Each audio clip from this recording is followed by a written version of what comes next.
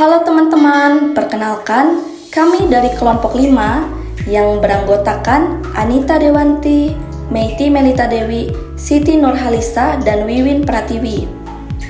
Di sini kami akan menjabarkan hasil diskusi kami tentang beberapa kasus yang ada di ruang kelas pada topik 1, pemahaman peserta didik dan pembelajarannya.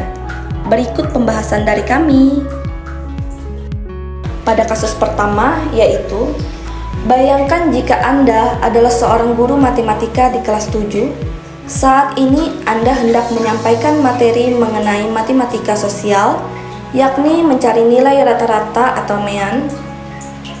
Untuk memudahkan peserta didik dalam memahami pembelajaran, Anda mencoba untuk membuat urutan atau langkah-langkah yang perlu diikuti oleh peserta didik agar dapat mencari nilai rata-rata pada sebuah soal.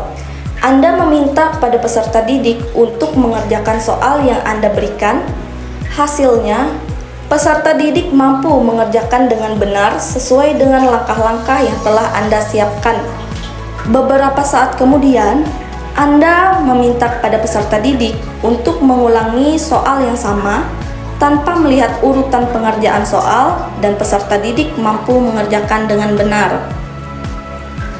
Pertanyaan yang pertama, menurut Anda, apa yang membuat peserta didik mampu mengerjakan soal dengan baik pada percobaan kedua tanpa melihat urutan atau langkah pengerjaan soal? Pertanyaan yang kedua, sebagai seorang calon guru, dalam kegiatan belajar yang seperti apa metode di atas dapat diterapkan?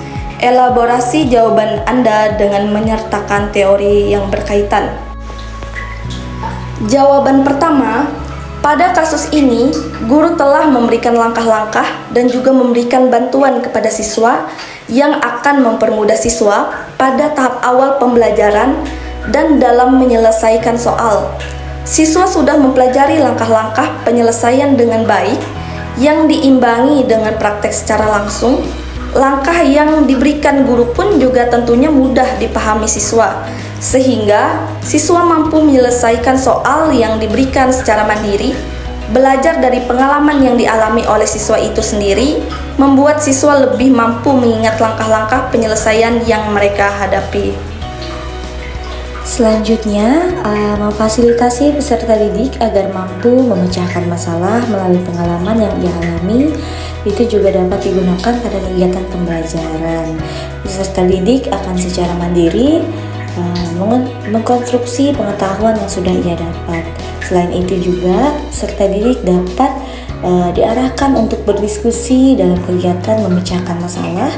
Salah satunya kita dapat menggunakan model pembelajaran inquiry yang sesuai dengan teori belajar konstruktivisme, di mana siswa diajak untuk mengembangkan keterampilan berpikirnya.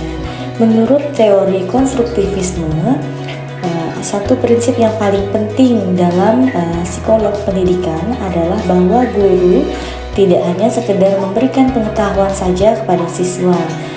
Siswa harus membangun sendiri pengetahuan di dalam benaknya atau dapat mengembangkannya secara kemauannya.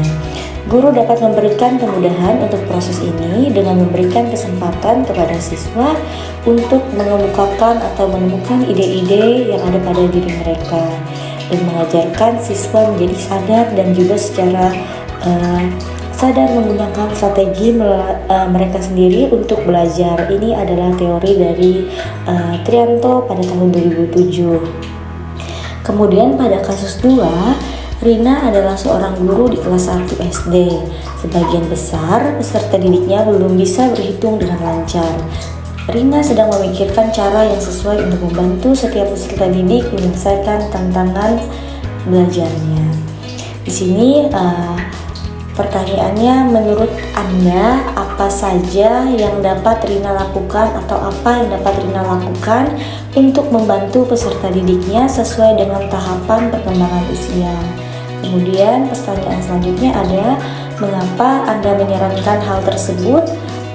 Elaborasi jawaban Anda dengan menyertakan teori yang berkaitan. Karakteristik peserta didik yang berada di kelas 1 berusia antara 6 sampai 7 tahun.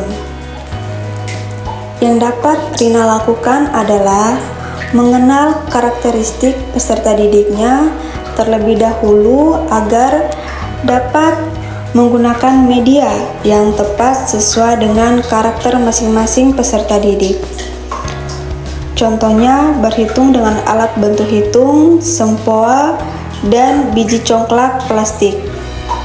Menurut kami, dengan alat bantu sempoa dan biji congklak plastik, siswa dapat tertarik dengan berhitung, baik itu penambahan ataupun pengurangan. Karena sempoa dan biji congklak pasti dominan memiliki warna yang menarik perhatian siswa dengan warna yang beragam. Menurut Maimunah Hasan, tingkat pencapaian perkembangan kognitif meliputi pengetahuan umum dan sains, konsep bentuk, warna, ukuran dan pola, serta konsep bilangan, angka, dan huruf.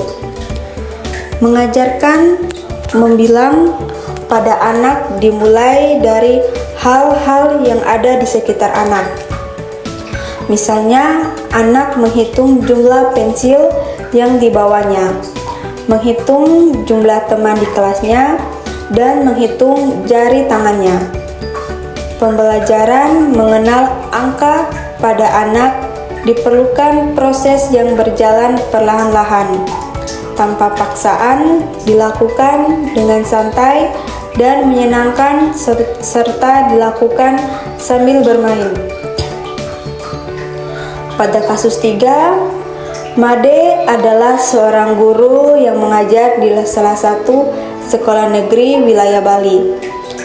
Ia mengampu mata pelajaran bahasa Indonesia. Ia hendak mengajarkan materi teks deskripsi pada peserta didiknya. Pada buku cetak yang menjadi panduan saat mengajar, terdapat beberapa contoh teks deskripsi menceritakan tentang bangunan-bangunan pencakar langit yang berada di ibu kota. Dengan memperhatikan latar belakang setiap peserta didiknya, Made pun mencoba untuk memberikan contoh berbeda. Ia memberikan contoh teks deskripsi tentang pantai dan makanan khas di Bali. Pertanyaan pertama, menurut Anda, apakah pertimbangan dan keputusan Made sudah sesuai? Mengapa demikian? Pertanyaan kedua, prinsip apa yang Made gunakan dalam kasus tersebut? Elaborasi jawaban Anda dengan menyertakan teori yang berkaitan. Jawaban pertama, untuk pertimbangan dan keputusan Made apakah sudah sesuai? Kami menjawab, Made ialah seorang guru yang mengajar di salah satu sekolah negeri di wilayah Bali dan ia mengampu mata pelajaran bahasa Indonesia. Ia hendak mengajarkan materi teks deskripsi pada peserta didiknya. Pada buku cetak yang menjadi panduannya saat mengajar, terdapat beberapa contoh teks deskripsi menceritakan tentang bangunan-bangunan pencakar langit yang ada di ibu kota. Dengan memperhatikan latar belakang setiap peserta didiknya, Made mencoba menyesuaikan materi dengan peserta didiknya. Ia memberi contoh teks deskripsi tentang pantai dan makanan khas di Bali, agar peserta didik lebih mengetahui dan memahami karena sesuai dengan keadaan mereka. Lalu untuk pertanyaan kedua, prinsip yang Made gunakan dalam kasus ini. Menurut kami, keputusan Made dengan memberikan contoh yang berbeda dengan buku cetak sudah sesuai. Hal ini dikarenakan pemilihan materi yang disampaikan Made sesuai dengan latar tempat tinggal peserta didiknya, yaitu daerah Bali, dan pemilihan materi mengaitkan dengan kearifan lokal daerah tersebut. Wilayah Bali tidak memiliki gedung pencakar langit, sehingga peserta didik akan lebih sulit memahaminya. Sedangkan contoh yang digunakan Made itu tidak asing bagi peserta didik. Nah, prinsip yang digunakan oleh Made adalah prinsip relevansi dengan lingkungan peserta didik atau tempat dia mengajar. Nah, prinsip ini sejalan dengan teori konstruktivisme yang dikenalkan oleh Lev Vygotsky. Teori ini menekankan pentingnya konteks sosial dan lingkungan dalam pembelajaran. Dengan mengaitkan pembelajaran berbasis kearifan lokal dapat membantu peserta didik dapat lebih mudah memahami materi pelajaran yang disampaikan oleh guru.